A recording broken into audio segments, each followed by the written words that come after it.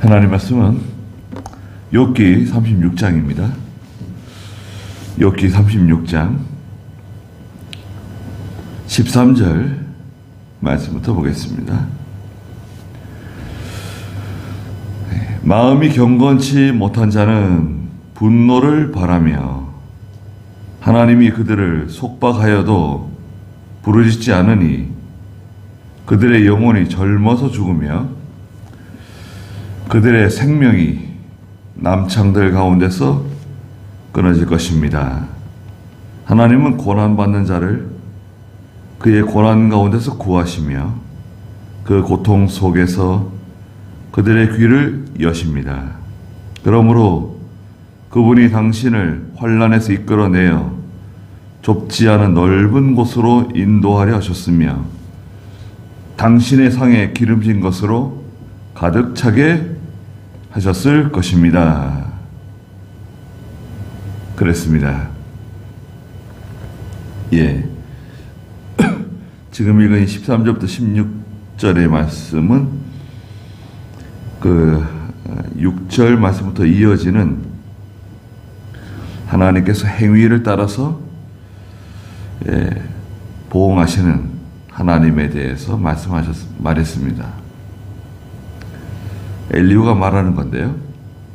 13절에 마음이 경건치 못한 자는 분노를 바라며 하나님이 그들을 속박하여도 부르짖지 않는다.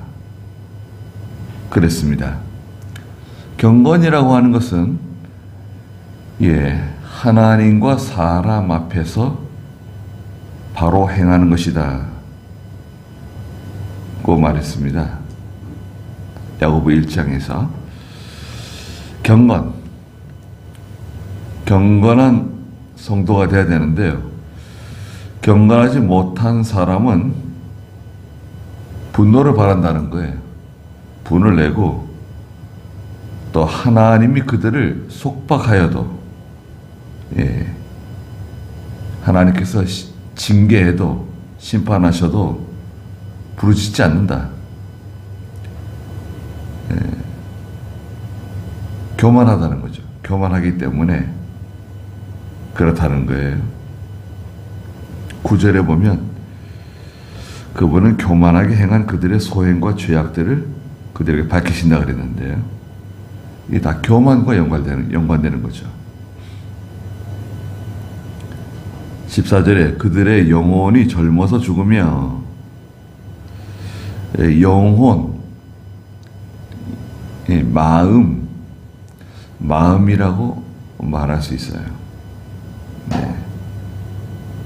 그들의 생명이 남창들 가운데서 끊어질 것이다. 이 남창들이 있었는데요. 이 남창은 신전에서 봉사하는 또 부도덕한 그런 남자들입니다. 하나님은 고난받는 자를 그의 고난 가운데 구하시며 그 고통 속에서 그들의 귀를 여십니다.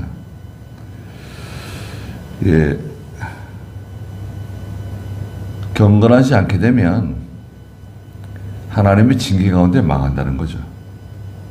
그러나 하나님은 고난받는 사람을 그의 고난 가운데서 또 고통 속에서 구해주시고 귀를 열어서 들어주신다는 거예요. 회개하면 들어주시고 건져주신다는 겁니다. 그러므로 16절에 그분이 당신을 환난에서 이끌어내어 좁지 않은 넓은 곳으로 인도하려 하셨으며 당신의 상에 기름진 것으로 가득 차게 하셨을 것입니다.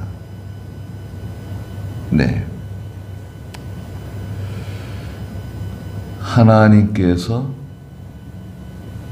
회개하는 사람에게, 특별히 지금 욥이 회개하고 바로 서면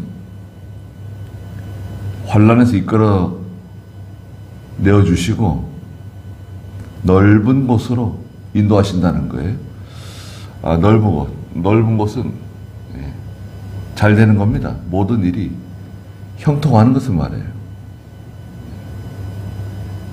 성도는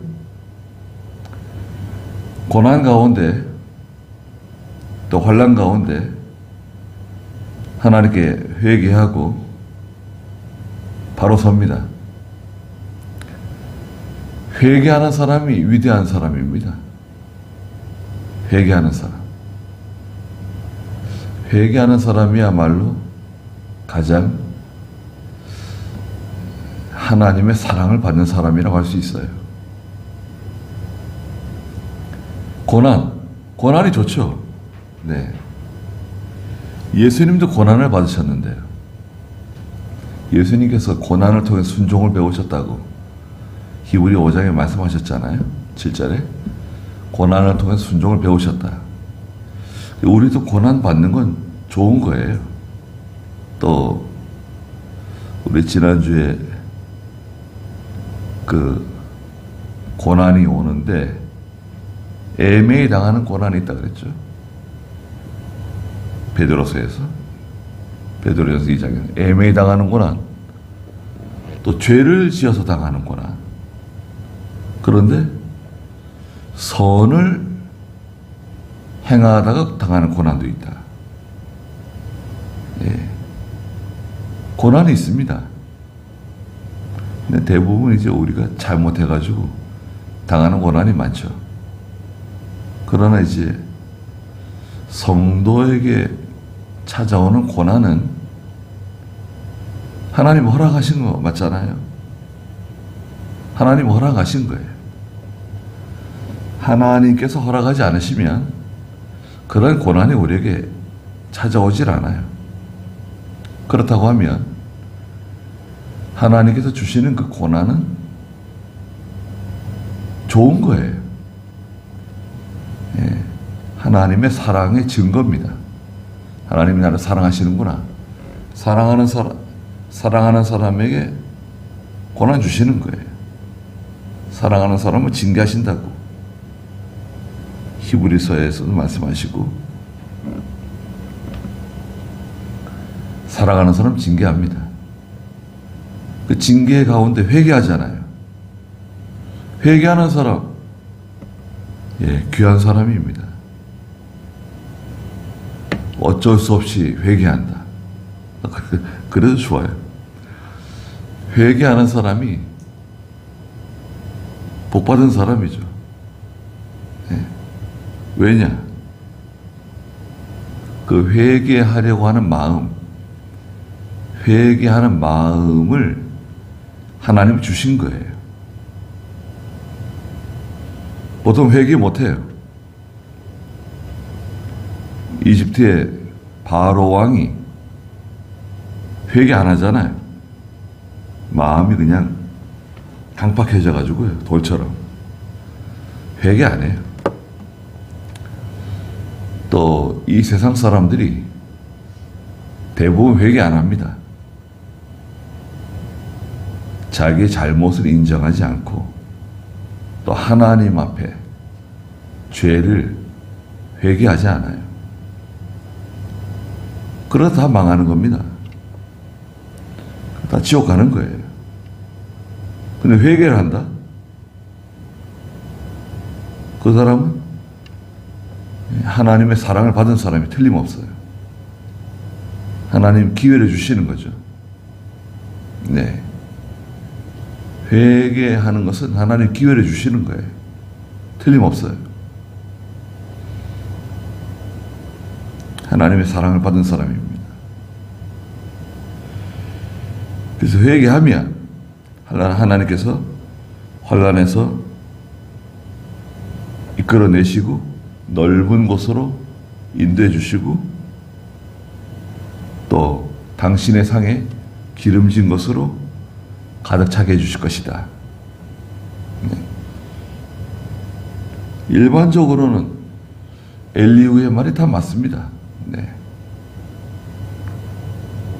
그리고 하나님이 징계하실 때 그 징계를 달게 받으라는 거예요.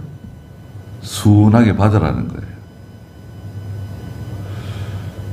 그러니까 이제 엘리후는 욥이 당하는 이 환난은 하나님의 징계다 라는 전제를 가지고 있는 거죠. 이 전제가 잘못된 거죠. 예. 이게 잘못된 거예요. 뭐 엘리후는 자기는 나름대로 그렇게 깨달았을지 모르지만 그 인간의 선입감, 예. 아마 그럴 것이다. 추측. 굉장히 위험해요. 사실이 아닌데 잘못 알고 그 사람에게 엄청난 상처를 줄 수 있어요.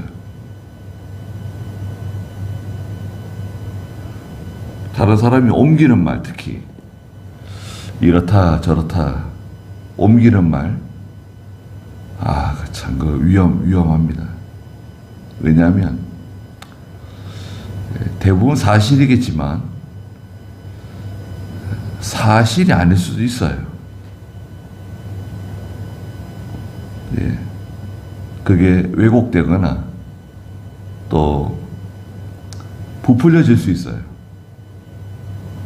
다른 사람의 일을 자꾸 이렇게 부풀려가지고 대단히 잘못한 것처럼, 대단히 흠이 있는 것처럼 이렇게 만들 수 있거든요.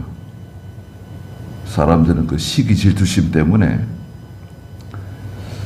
또 시기 질투심, 열등감, 자존심 이런 것 때문에 그 사실을 왜곡할 수 있어요. 그래서 다른 사람의 말을 듣되 검증이 꼭 필요해. 검증. 직접 물어보면 돼요. 나 이런 말 들었는데 사실이냐? 검증하는 거예요. 누가 그런 말 했냐? 글쎄 그거는 말해줄 수 없고, 아니라니까 다행이다. 직접 물어보면 돼요. 17절에 그러나 당신이 악인이 받는 판결을 넘치게 받았고 심판과 공의가 당신을 잡았습니다. 악인이 받는 판결을 욥이 받았다는 거죠. 이게 잘못된 전제죠. 잘못된 거 이거는. 네. 첫 단추를 잘못 끼운 거예요. 그러니까 이게 다 해석이 다 잘못되는 거예요. 욥이 재산 없어진 거, 자녀들 죽은 거, 몸에 병 난 거, 아내가 배신하고 남편 버린 거, 이게 다 그러면 엘리후의 말대로 하면 이거 죄로 인해서 받은 하나님의 판결이라는 거 아니에요. 심판과 공의가 정당하게 당신에게 찾아왔다는 거 아니에요. 이거 잘못된 말이죠. 네. 18절에 분노가 당신을 지나치게 격동시키지 않게 하고 많은 속전이 당신을 빗나가게 하지 마십시오. 분노, 화내지 말라는 거예요. 내가 당신한테 말하는 말을 듣고 화내지 마세요. 격동하지 마세요.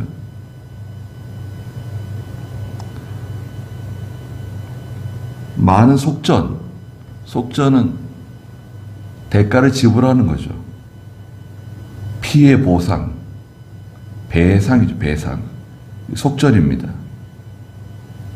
그러니까 내가 이만큼 잘못했으니까 내가 이렇게 갚겠습니다.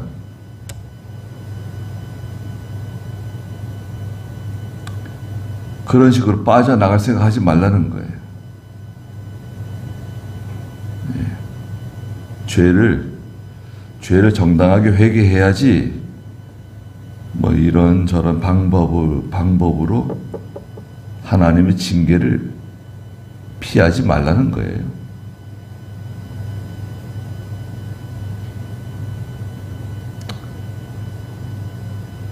우리가 하나님의 징계를 피할 수 있나요? 하나님 제가 이만큼 갖다 바칩니다.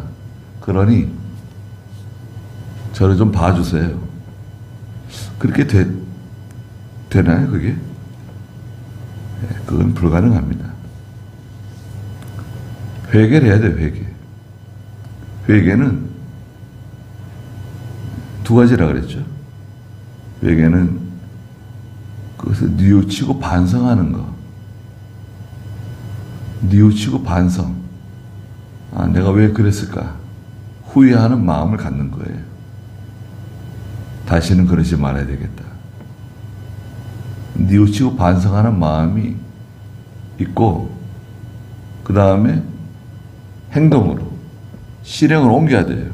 죄를 끊고 돌아서야 돼요. 돌아와야 돼요. 그게 이제 회개입니다. 회개는 잘못했습니다. 후회와 반성만이 아니라 행동으로 실천으로 옮겨야 돼요. 그래야 온전한 회개가 됩니다. 19절에 당신의 부르짖음이나 힘을 다한 모든 노력이 고난을 겪는 당신에게 도움이 되겠습니까? 예. 인간의 노력, 인간의 수고나 공로를 통해서 하나님의 진노를 풀어드릴 수 없다. 환난이나 고난을 면하게 할 수 없다는 그 명제, 이건 맞는 말이에요. 엘리후가 하는 말은 맞는 말이지만 욥에게는 적용이 안 되는 거죠. 욥에게는 적용이 안 되는 잘못된 적용을 한 거죠. 그러나 이제 일반적으로는 맞는 말이에요. 인간의 노력이나 수고, 공로를 통해서는 하나님의 분노, 진노를 풀어드릴 수 없다. 그 방법이 있냐? 방법이 있죠. 방법은 뭡니까? 예수 그리스도의 십자가, 그리스도의 십자가 보혈을 통해서 다 구속함을 받는 거죠. 대속함을 받는 거죠. 우리 예수 그리스도 십자가가 있잖아요. 보혈이 있잖아요. 아무리 뭐 큰 죄라도 다 용서받아요. 다 해결돼요. 뭐 절차가 복잡하지 않아요. 뭐 의논하고 조사하고 알아봐야 된다. 그런 거 없어요. 예수 믿으면 다 해결되는 겁니다. 하나님의 아들도요. 20절에 밤, 곧 백성들이 자기 곳에서 사라지는 때를 당신은 사모하지 마십시오. 밤이 있는데요. 밤은 백성들이 사라지는 때래요. 죽음이죠. 죽음이 도래한다. 밤이 찾아온다. 밤은 일반적으로 고난입니다. 환난의 밤이에요. 밤을 통과한다 그랬잖아요. 근데 여기서 엘리후는 죽음을 말하고 있어요. 밤이 빨리 왔으면 좋겠다. 빨리 죽었으면 좋겠다는 거죠. 그러니까 욥이 밤을 고대하고 밤을 사모하지 말라는 거예요. 빨리 죽여주세요. 빨리 죽었으면 좋겠다. 그런 생각하지 말라는 거예요. 왜? 하나님이 주시는 징계를 다 받아야 된다는 거예요. 하나님이 당신에게 주시는 그 매를 다 맞아야 된다는 거예요. 참, 너무 참 가슴 아픈 말이네요. 21절에 당신은 악으로 치우치지 않도록 주의하십시오. 당신이 환난보다 이것을 택하였기 때문입니다. 네. 악으로 치우치지 않도록 조심하래요.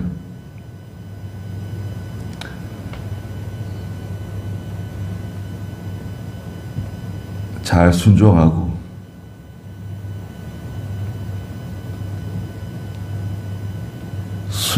순종보다 더 좋은 것이 있는가요? 순종보다 그 공의를 선택하는 거. 순종은 하나님께서 이렇게 해라, 알겠습니다. 저렇게 해라, 알겠습니다. 저기 가라, 가겠습니다. 앉아라, 앉겠습니다. 그 대응하는 거잖아요. 하나님의 말씀에, 명령에 반응하는 거잖아요, 순종은. 그런데 성도는 적극적으로 공의를 선택하는 거죠. 공의를 선택하고 진리를 선택하고 의를 선택하고. 그건 순종하고 좀 다르죠. 물론 순종으로 볼 수 있지만 적극적으로 하나님 편에 서는 거예요. 하나님 기뻐하시는 편에 서는 거예요. 공의를 선택한다. 그것은 좀 차원 높은 믿음이 자라난 성도들이 할 수 있는 그런 행위라고 할 수 있어요. 보면 알아요. 내가 어떻게 처신을 해야 되는가? 내가 여기서 어떻게 말을 해야 되는가? 어떤 행동을 취해야 되는가? 벌써 그게 감동이 와요. 자기가 알아요. 적극적으로 공의를 선택하는 거예요. 자기 일신을 생각하지 말고. 22절에 보십시오. 하나님은 자기 권능으로 높임을 받으시니 누가 그분과 같이 교훈을 베풀겠습니까? 누가 그분을 위해 그 갈 길을 지정하며 누가 주께서 불의를 행하셨습니다 라고 말할 수 있겠습니까? 네. 하나님이 행하시는 일, 그걸 이제 하나님의 주권이라고 해요. 하나님의 주권. 하나님은 임의로 이렇게도 하시고 또 저렇게도 하시는 하나님의 주권에 대해서 왜 그렇게 하십니까? 왜 일을 그런 식으로 하십니까? 욥은 하나님 왜 저에게 이런 일을 만나게 하시는 것입니까? 왜 저를 이렇게 힘들게 하시는 겁니까? 그렇게 말할 수 없다는 거죠. 네.